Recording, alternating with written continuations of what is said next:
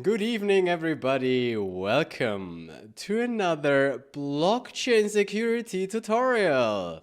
Yes, favorite topic.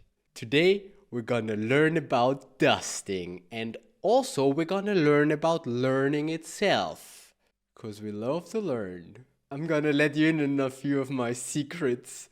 Yes. We're just gonna see where we go, what we do, but I hope that this short little video will teach you something, or several things. Let's get started. I don't even want to do too big of an introduction here. I'm just gonna talk about some kind of attack that can be done on blockchains, and that is done on blockchains, or DLT systems in general. All you need is an address. So here's how this is gonna work. I'm gonna show you a classic user example, and then you go figure out what happened. Because here's the thing, making those YouTube videos is great and all, but really, I'm a teacher and I'm lacking one of the essential things that I need to be able to do as a teacher, and that is my teacher-student interaction. With my YouTube videos, I don't really get to do that, so today I'm trying something. We'll see if that works. We're just gonna pretend that we're in a classroom, and you are my student, and I'm gonna teach you something about blockchain security. Let's go. So, let's go here, and then I need a browser. We go Chrome today.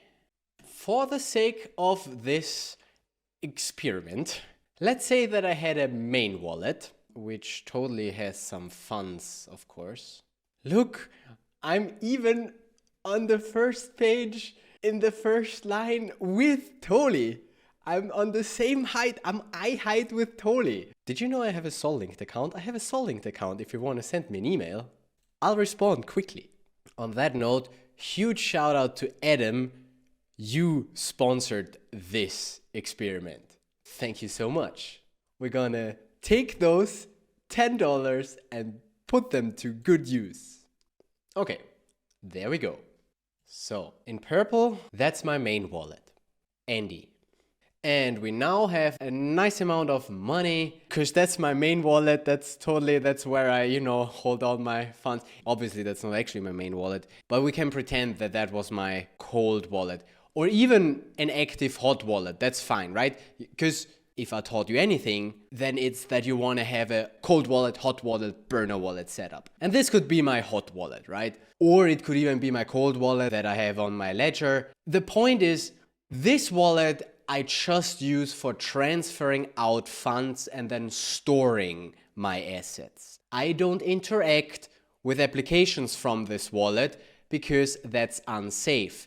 As we learned in lots of previous videos about me building a wallet drainer. So let's pretend that I wanted to either buy an NFT, take part in a raffle, or just swap my 10 USDC for Sol, because FOMO, Sol price go up, I need to buy more Sol. So yeah, let's do that.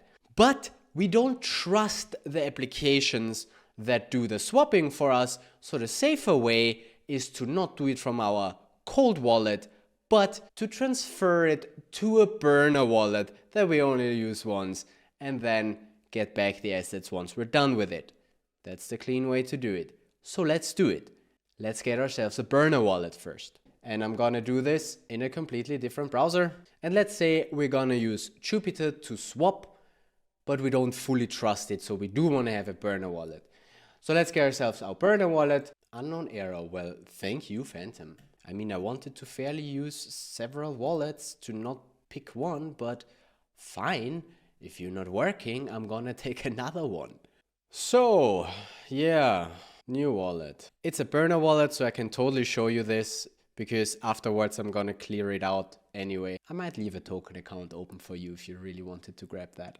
And we got ourselves a burner wallet. Why not? Let's just directly use this one, 7xGK. Now all I gotta do is fund it. How much Sol do I need for a swap? I don't know, but 0.05 should definitely be enough. I'm gonna send that there. Oh yeah, confirm. And then we're gonna also send all of our USDC to the same address. Let's go. Bye bye. Here we go. And then we should see that almost instantly we funded our burner wallet, and we can now safely go to Jupiter. Wait, that's my main wallet? It calls it main wallet. It calls it main wallet per default. Okay. That's what got me. Burner. Here we go. So that's my burner wallet. On my burner wallet, I have the funds. And we're gonna use Jupiter to swap. And as I said, we don't fully trust it though. So that's why I'm using a burner wallet. Let's freaking go. I'm using Jupiter. Why did I say that sentence for the third time and 30 minutes have passed between? There's not a hint here at all. Nothing happened. Nothing happened that I'm with my burner wallet, right? Let's connect our burner wallet. Burner wallet, connect, right? Okay. We have 10 USDC here, and we're just gonna swap all of it for some Sol. All right? Price seems fair. Let's do it. Now that I've swapped that, now that I have approximately the same amount here, but all in Sol, now is the time where I want to get it back to my main wallet, my cold wallet, or whatever it is, right? The one that should store my assets. Because obviously in the burner wallet, I don't want to hold assets. Only as short amount of a time as necessary do I want my assets in this burner wallet. So I'm gonna transfer all my Sol back to my main wallet. So for that, I need to get my main wallet. Here, those were my interactions. Classic, here I received some tokens. See, that's why I'm using a burner wallet. I don't want that stuff in my main wallet. Let them have it. Because I use Jupiter, immediately you get some random stuff. But we ignore that. Here, that was my swap, and before my swap, I received from Andy, my main wallet, I received some tokens. Copy that address and send all my Sol back to Andy. Seems legit. Let's go. What I could have done is first close this account. Now it's too late. We leave some more dust lying around. That's fine. Okay, burner wallet clean, except for this account that I forgot to close. My bad. So we're done with this. And we can come back to our main wallet where we give it a quick refresh, and then we'll see that our funds are here and our swap was successful. Except my funds are not here. They didn't show up, but they're also not here anymore. What happened? Dear student, what happened? Did you notice it? It was quite obvious, wasn't it? I mean, if you're not paying attention, that can happen to you. Like, that's legit something that you could fall for. Granted, I don't think many people fall for this, but the fact that some do is enough for scammers to try and scam you. So what happened? Tell me. I mean, we can check the chain, check our own activity, where we just sent from our burner wallet to Andy. I mean, Solfair does such a good job anyway and labels this with a different color than this. But I didn't pay that much attention, did I? So what happened here? I've sent some Sol from my burner wallet to Andy I. Wait, actually I prefer Explorer. Explorer shows me full addresses. That's nicer. We have sent some Sol from our burner wallet to Andy I. So far so good, except my actual main wallet that really funded this account back in the days with 10 USDC is actually Andy IDE, ending in JLBT, and we transferred to ending in WBTI. So those funds that we sent to Andy I went to the toilet. That happened. we sent to the wrong address. Why? Because we thought it was the right address. Why? Because it started with the same first 4 letters. First 5 letters even in that case, but 4 is already enough. I only paid attention to the first 4 letters. And I was like, yeah, that looks like my address. It sent me something earlier and I'm gonna send stuff back. You should have already been suspicious when you saw that Jupiter said 10.001, because why 001? We literally just sent $10 straight. That little bit was dust, just to make it seem like the funds are coming from that address, when in reality, it's a fake address. So what we experienced here is an address spoofing attack in combination with a dusting attack. And to see how I did it, let's go see the part that you didn't see when the attacker actually performed that attack. So let's go back in time for a few minutes. Welcome back in time to before the swap actually happened. I am now the attacker. And I estimate what my victim is gonna do, that they're gonna do something, and I gonna perform a dusting attack. So what I need to know is my victim's address. And I know that, I mean, it's all public. I'm targeting this guy, right? Let's go to a red browser such that you know who I am. Red is for the hacker. So this is the address of the guy that I'm gonna attack. Andy, I'll make it a bit bigger. We've got Andy I. And what I now wanna do is create myself an address that looks like this one. Solana, keygen, grind, starts with Andy. I just need one, that should be fine. Now I don't wanna wait, so I've prepared something. Previously when I was grinding the keys, I had another one that also starts with Andy, even with Andy I. So we have 2 addresses with Andy I. And I will now import that wallet without showing you my private key. Attacker wallet. So this is now my attacker's wallet, which I will also need to fund, I just realized. Shout out to Jonas for funding this one. There we go. I love SolLink. This is a very easy way for me to fund wallets. Because they even put some Sol dust on there. Don't ask me why, but they do. I love it. We'll see if that's gonna be enough for our attack. But anyway, you know, it's just an attacker's wallet that they fund. And now we can perform a dusting attack. So what do? I go to the address of the account that I wanna, you know, steal from, essentially.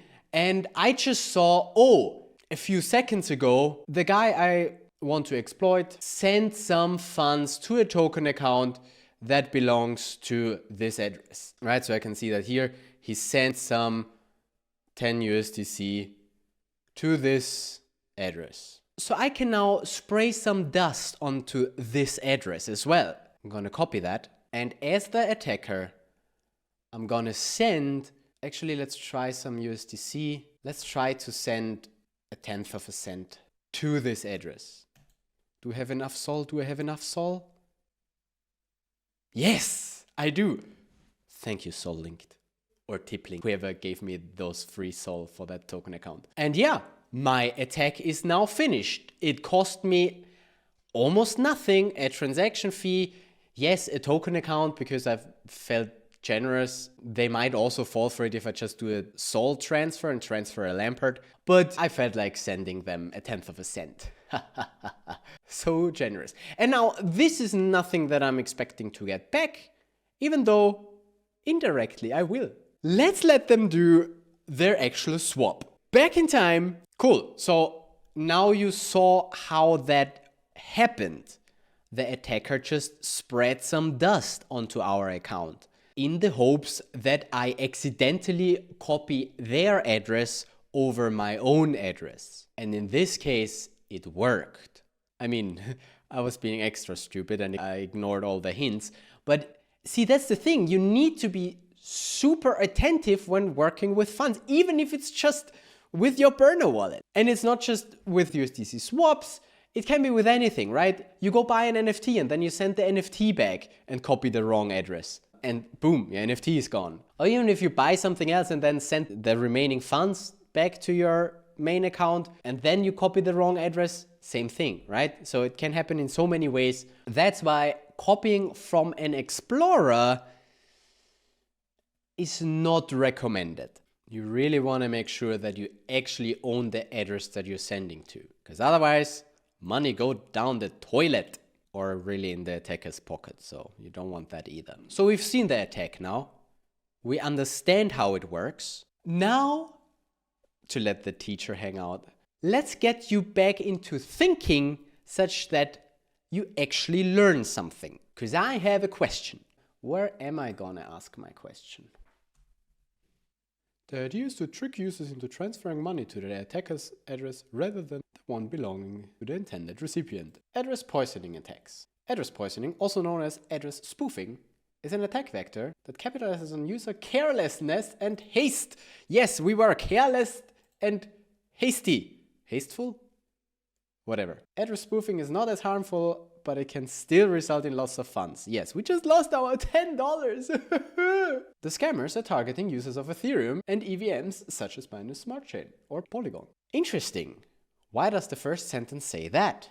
There, the attacker creates a vanity address, which can be a custom address with specific set of characters, and make it look like the recipient's address. And that can be, we didn't say that yet, this doesn't only work if you are sending from your wallet to your own wallet, but also if you send to some other person and the attacker spoofs the address of that other person somehow. I just made it the example with hot wallet, cold wallet, because that's maybe more relatable. It's all my wallets. But it could also be, hey, I sent you this token. I sent you that earlier and you sent me back something later. Just copy the address. You have my address, right? Because it's all on chain, right? Just look on chain and then send something else back to me. So same idea, right? An attacker can also do an address spoof attack in there. And those things happen on Solana as well. We've seen 2 so far happen on Solana. Let me see if I still find them. So the first one, let's travel back in time when I first saw it. I just saw, oh, a few seconds ago, they transferred.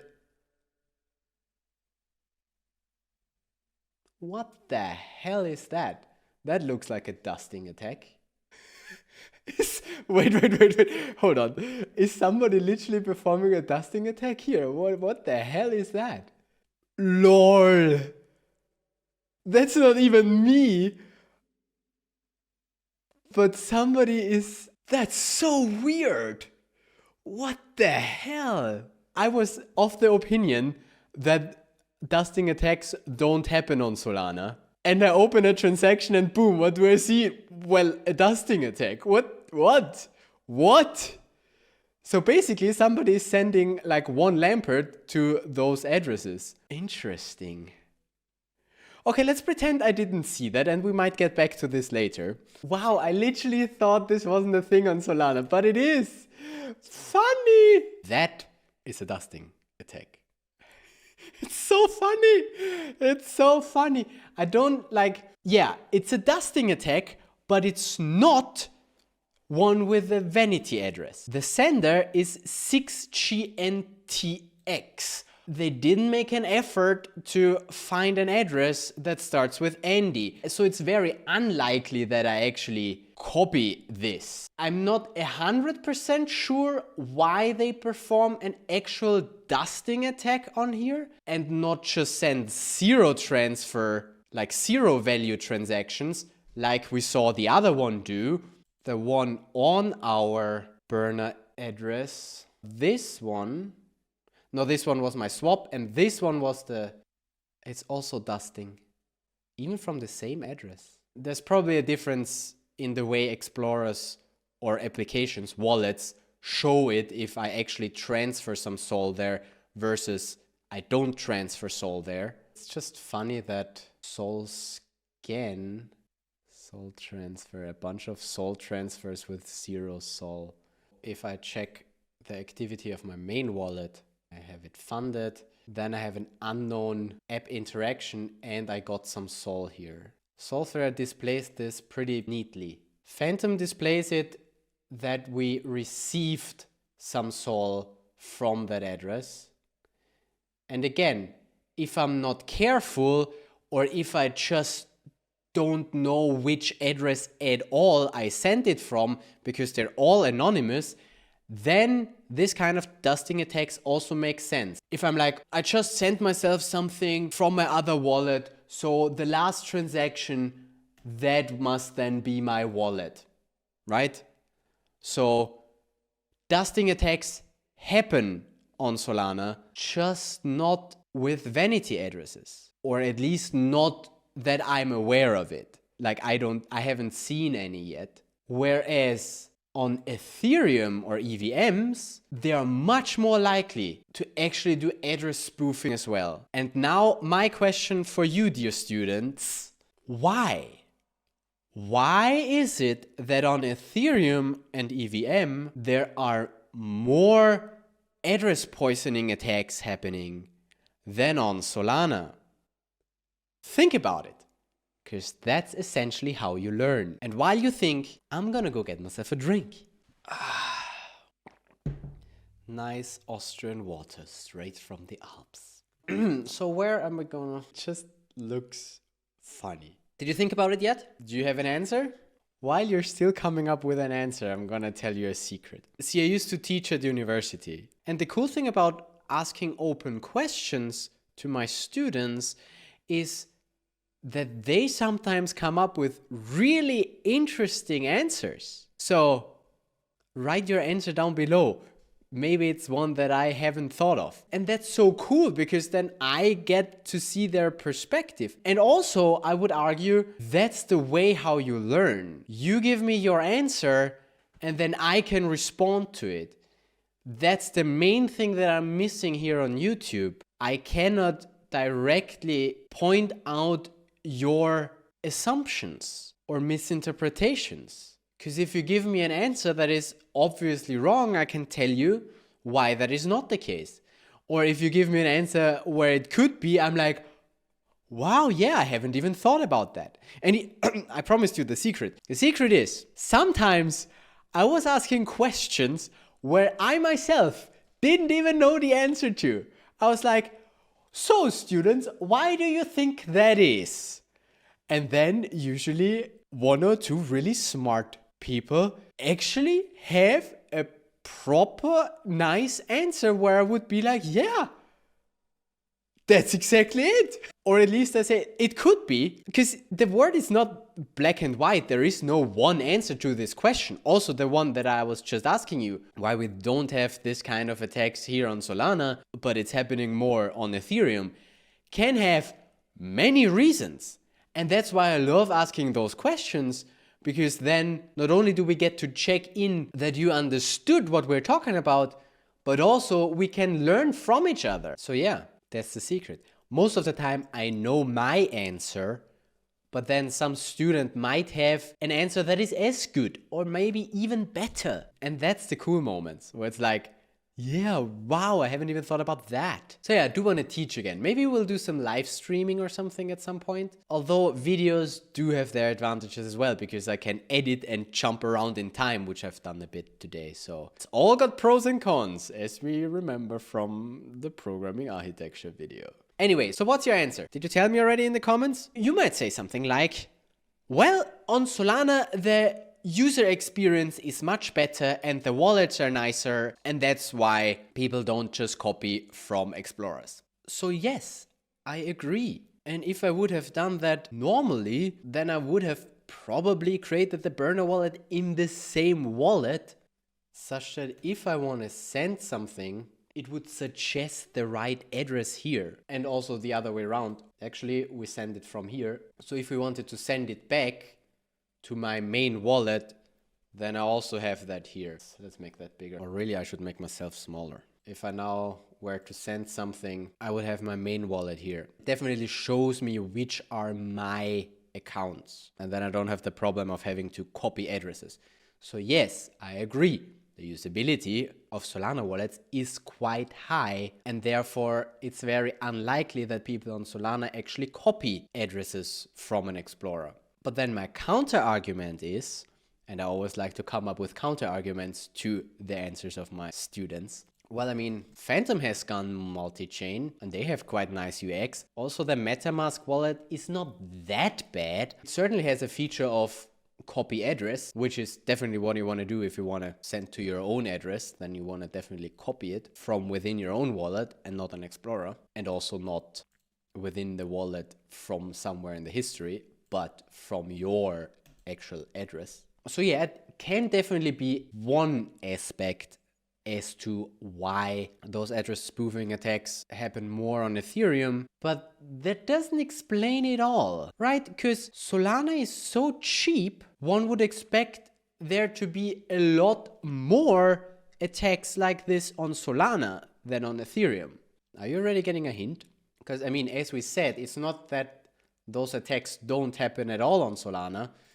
As I found out today, literally when making this video, in perfect timing, it just comes up with an attack like that. It's so funny. I wonder if that always happens and I just never realized so far. But literally today is the first day when I actually, for the first time, see one of those in the wild.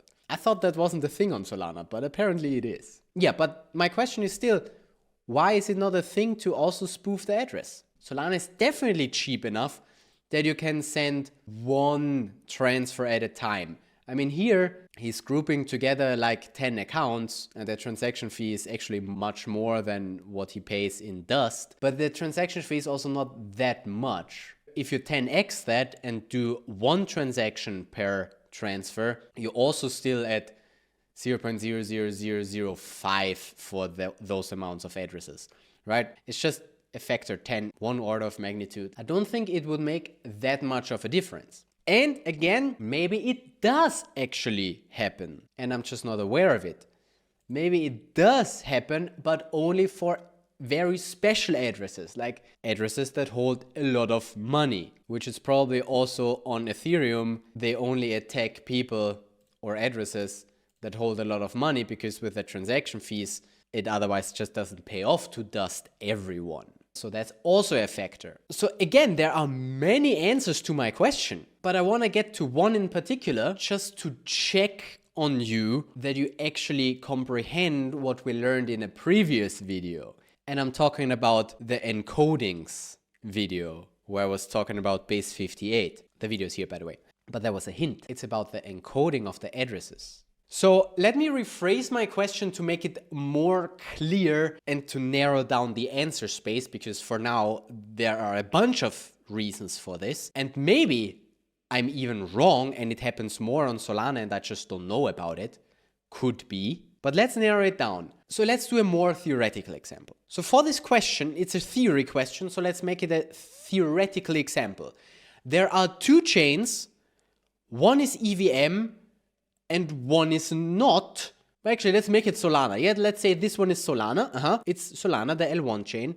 And the other one is some EVM chain, but it has the exact same transaction fees. But otherwise, EVM. Then my question is, on which of those chains is it easier to do address spoofing and why? Now we should slowly get to the answer that I, as the teacher, wanted to hear from you. Again, there are a lot of valid answers, but only one that I'm thinking of and that I want you to take away, or that I wanted to have you understand. If you said that on the EVM chain it's cheaper, then you are correct. Why? Because Solana uses base 58 and EVM uses, well, hex encoding. And again, here actually we would need to discuss what I mean with it's easier to do address spoofing. So to also make that more concrete, I meant have a matching amount of letters. On EVM, we also have fewer bytes for an address, which is the reason why we use base 58 on Solana, because we have bigger addresses, 32 bytes instead of 20. So anyway, if we just have 20 bytes, it's easier to grind an address that has matching characters. And no, it's not because of the length of the address.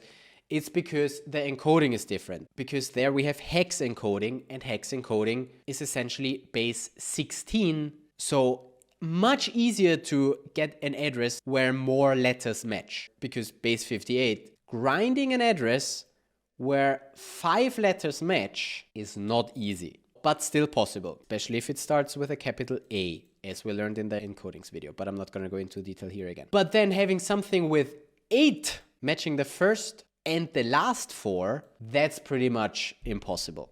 Like on a base 58 address, having 8 characters match, no way.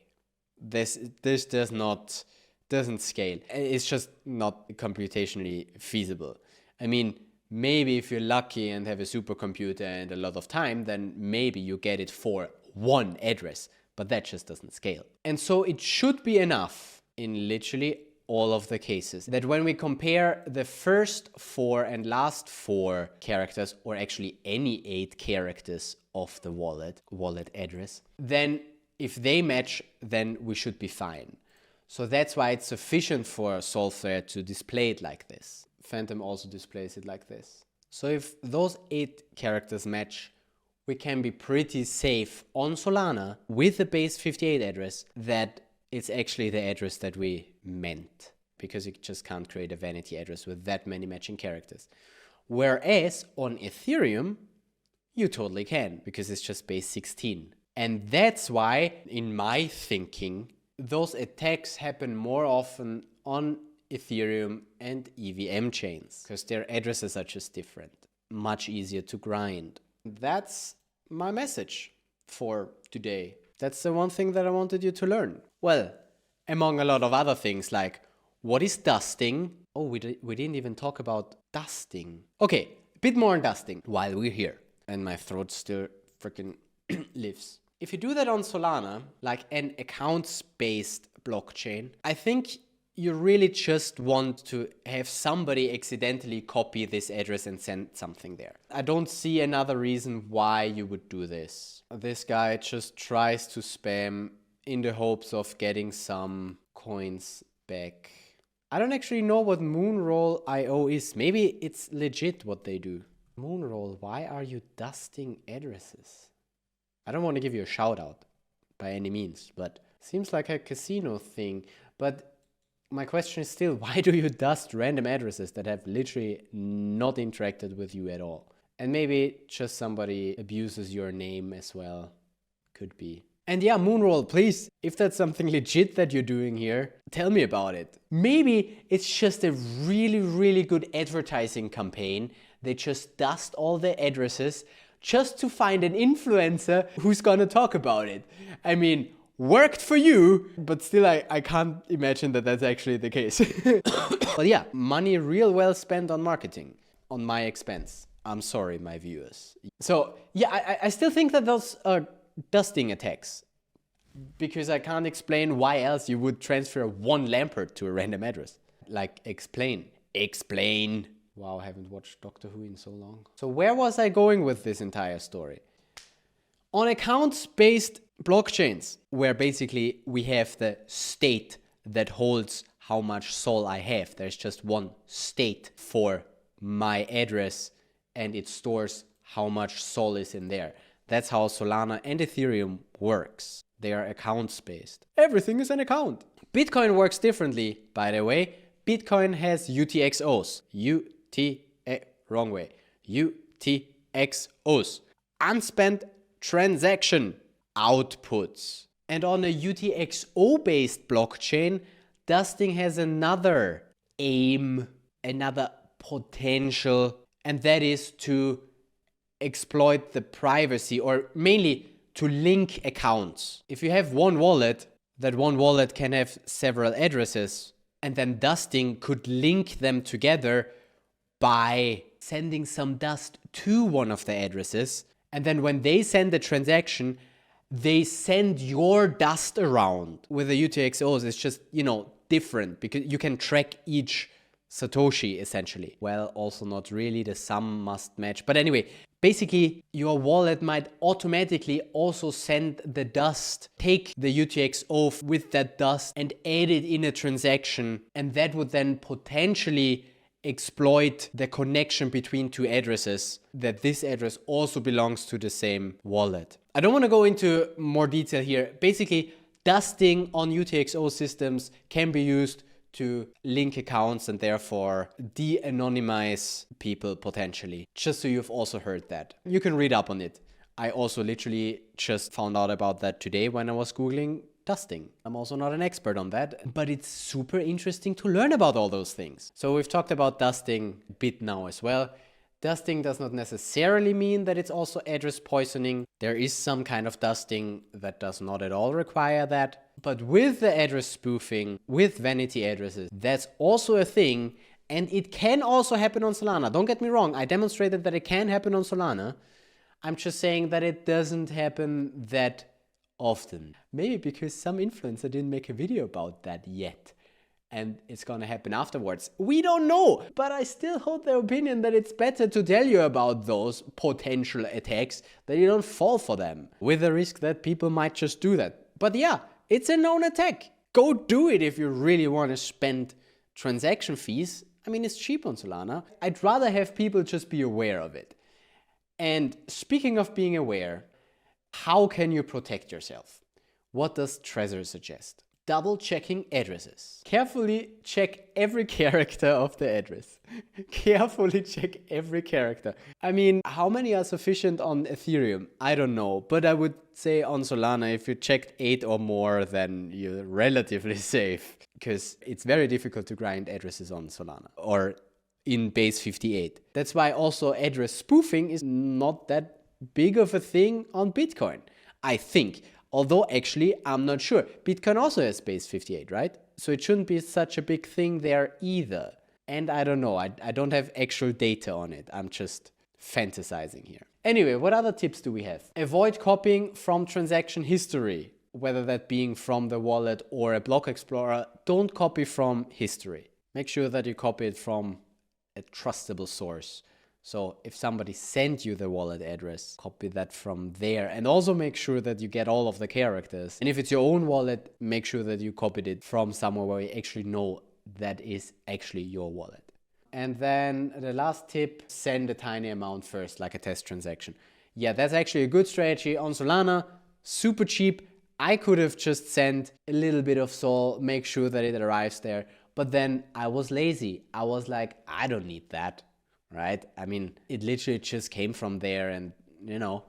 But no, even with the little amounts, it makes sense to ensure that it's the right address and that you actually receive it. And then if you're paranoid, you also want to see if you can spend that, because that can also be a trick. You send it there and it shows up in the wallet, but then you might not even be able to spend it. But that's a topic for a different day. So yeah, on Solana, we can definitely do that. On other chains, you know, gas prices, but could potentially still be worth it. And that is the video for today. I hope you learned something. I certainly had fun seeing people dust my wallets. Thank you for the 2 lamparts that you sent me. I mean, 2 lamparts. I'm rich. Yeah, you don't get rich of dust. I mean, that's the whole point. That's why those scammers can afford it, to spread the dust. Sprinkle it all over. Yeah, cool. I mean, interesting to see that dusting happens on Solana. Address spoofing does not happen so much, I think, but can also happen. Where address spoofing actually happens is with token addresses, because there is just one. Bonk, for instance. Actually, Bonk doesn't even, the official Bonk address doesn't even start with Bonk. It starts with des. That's the official Bonk address. But yeah, there are spoofs that start with like Bonk, because there you just need to spoof one address.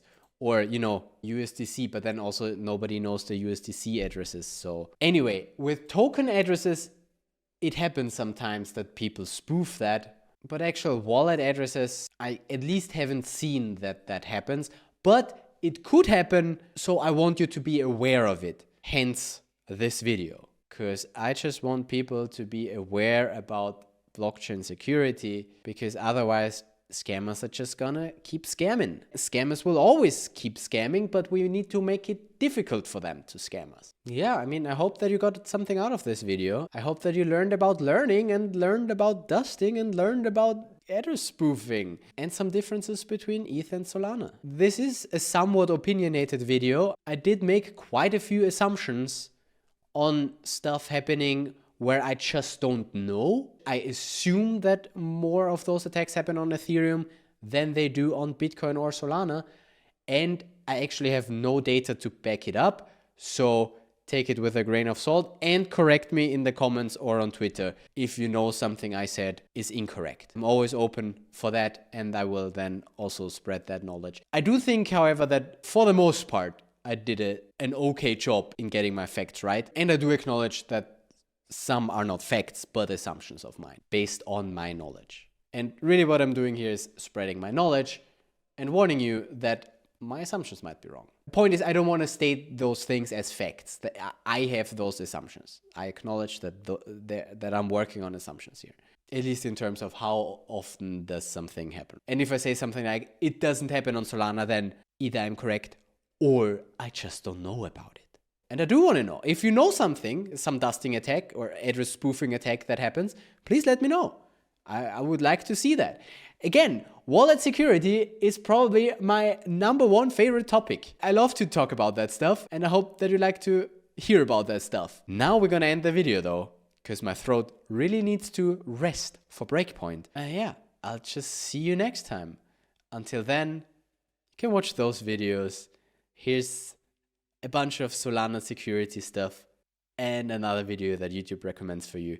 And then subscribe, like, leave a comment, and just be nice. Don't scam other people and don't get scammed either. Till next time, stay safe.